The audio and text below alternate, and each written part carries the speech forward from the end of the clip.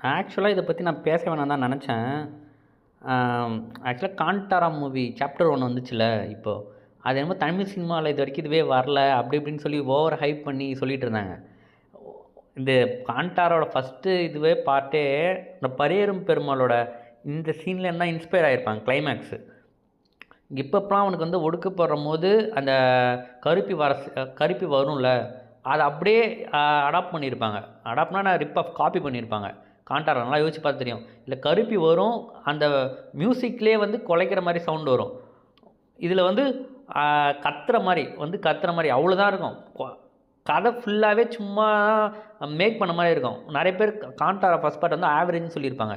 அதுவே இவனுங்களால பல பேரால கண்டுபிடிக்க முடியல. இது எதுலேருந்து ரிப் ஆஃப் பண்ணாங்கன்னு. அப்புறம் வந்து அந்த காட்டுப்பேச்சி இருக்குல்ல இதில் கர்ணனில் அதோட கொஞ்சம் அதுலேருந்து கொஞ்சம் உருவிருப்பாங்க அந்த காட்டுப்பேச்சி எப்பப்போலாம் அந்த அந்த பஸ்ஸு நிறுத்தாமல் அப்போல்லாம் வந்து காட்டுப்பேச்சி வரும்ல ஃபேஸ் மட்டும் அப்போ அதே அதே லைட்டாக அதுலேருந்து உருவிருப்பானுங்க இந்த அவனுங்களாம் அந்தளவுக்கு சாண்டல்வுட்டுக்கு அந்தளவுக்குலாம் இது கிடையாது அதை சினிமா ஓரளவுக்கு தெரிஞ்சவங்களுக்கு தெரியும் ஃபாலோ பண்ணுறவங்களுக்கு அப்படியே உடனே ஆன்னும் போது பொறுத்துக்க முடியல அதனால தான் அந்த வீடியோ